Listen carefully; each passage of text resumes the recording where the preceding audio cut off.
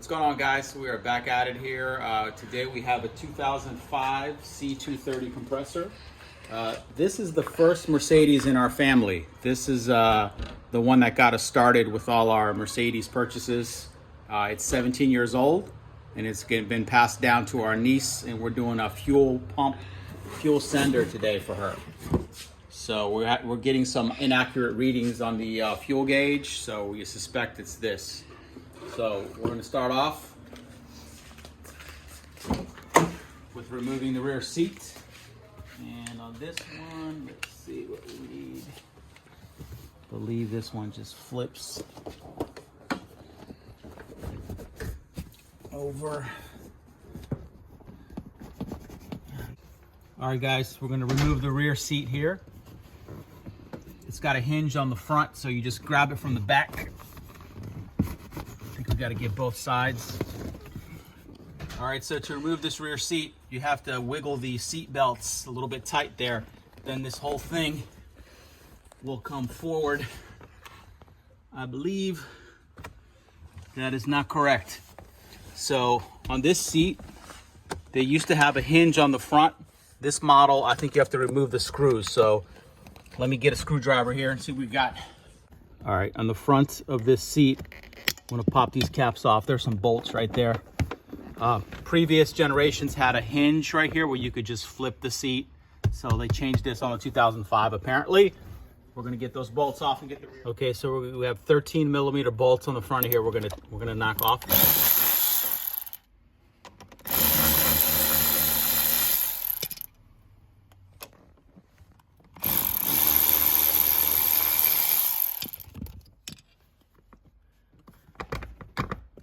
Repeat that on the other side.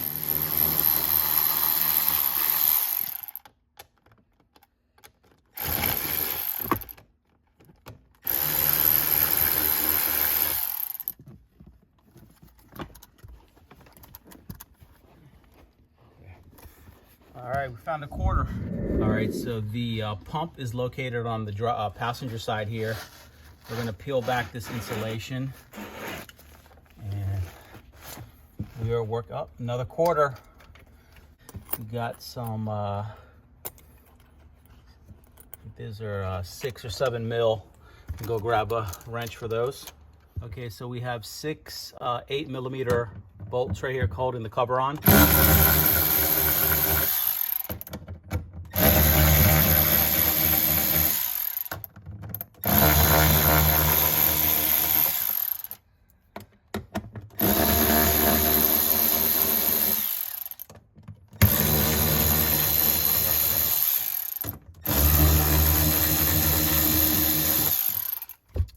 Okay, so now we have access. Let me get a screwdriver. Stand by.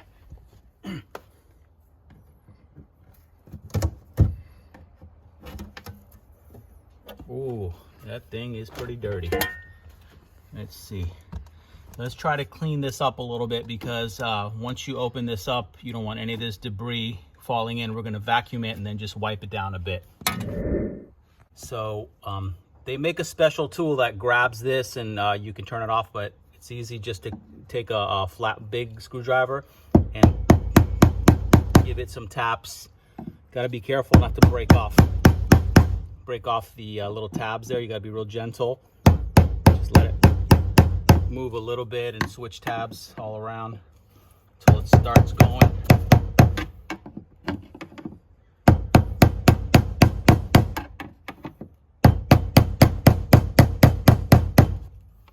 Pretty tight.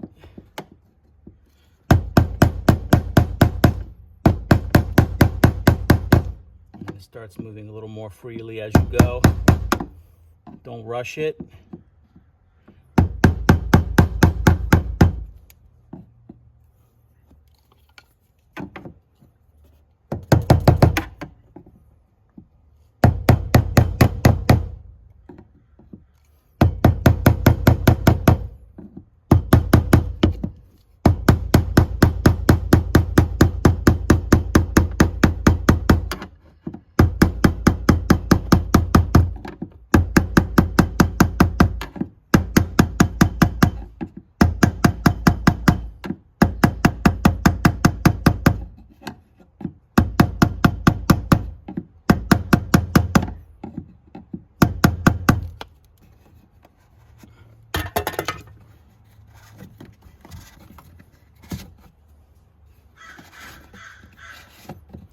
your ring comes off.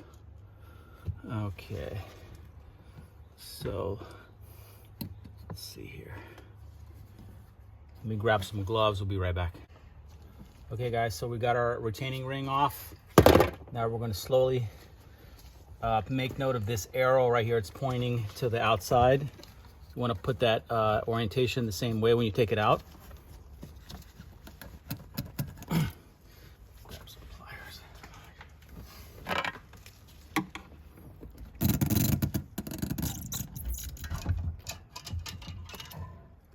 Okay, so this piece came out like that.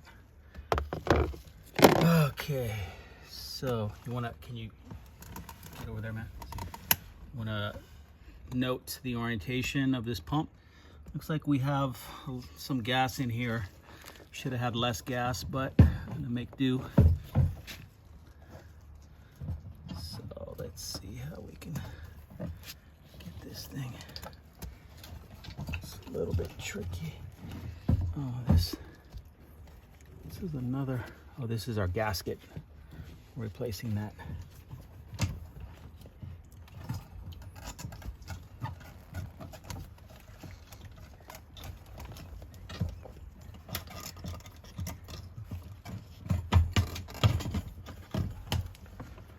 Okay, she's coming out. Let's kind of take a quick comparison look here. It does look like we have the same connections too, so that's good. Perfect. So this connection right here, got that off. Then this connection here, I think we might have some fuel pressure here. You might want to step back.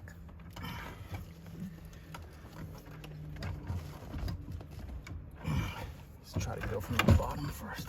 Yeah, ideally, we would have had less gas in here. So make sure to only have around a quarter of a tank. Quarter of a tank is the best.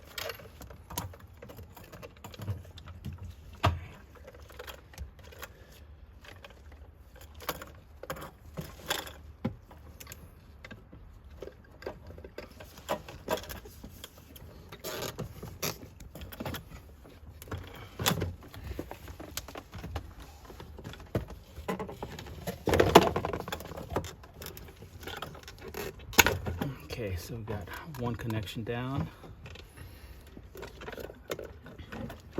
Now this one, you have to press, I believe you have to press on the outside.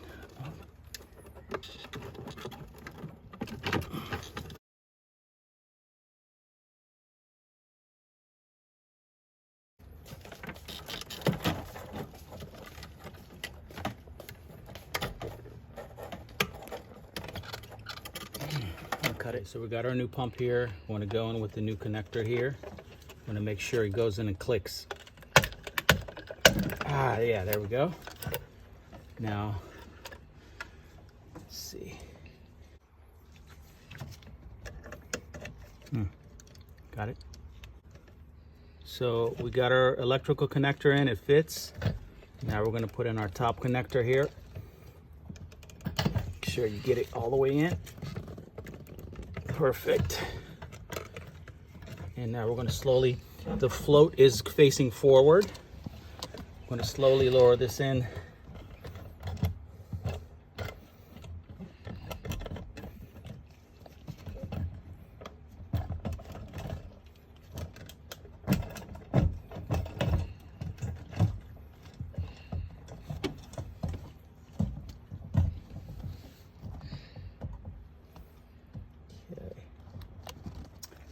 Now we can put our,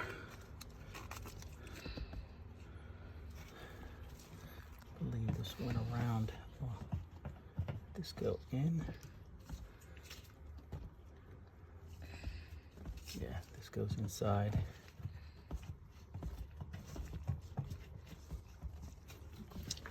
Okay, and now we want to line up our cap with the arrow facing outside.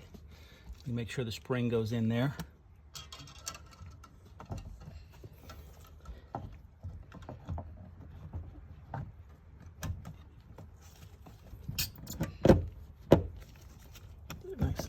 tight. Pick up this excess fuel that's spilled down here. Be very careful when you're working with fuel systems. You want to have open ventilation. If this fuel vapor gets concentrated in a match or something, a spark hits it, it's not going to be good. It's happened before. I'm sure there's some YouTube videos. Okay, so we have our connector down there. We're going to go ahead and put our ring back on. Start it off slowly. Make sure you get into the grooves.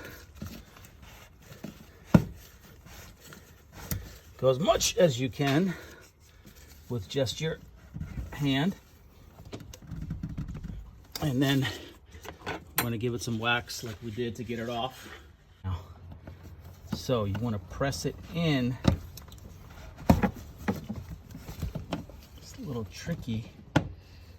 Get it to get on the tracks here. I think you have to press.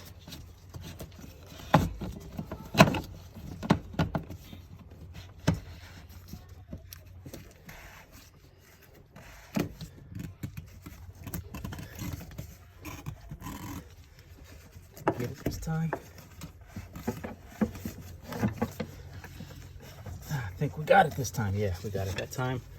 So be very careful to make sure it latches on to the tracks, or else you'll be wasting your time like we just did for a minute. Yeah, so you can hear it now. It's really on there. I'm gonna get it pretty tight, not too tight. I'm giving it very easy taps.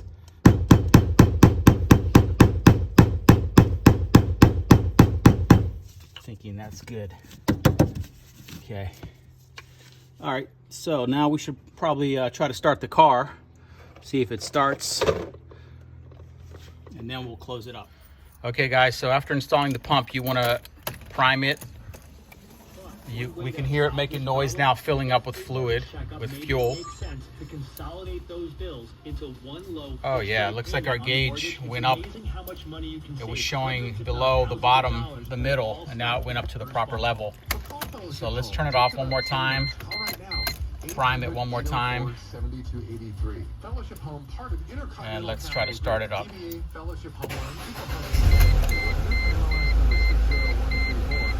Okay. We just did an oil change as well. We have a check engine light. We're going to make another video on that. We're getting a lean bank 1 code, which means we have a vacuum leak, and we also have a vapor canister leak. So those are pretty common on these old cars. But for right now, it looks like our fuel gauge is working. And for watching. If this video helps you out, please subscribe, like, and share.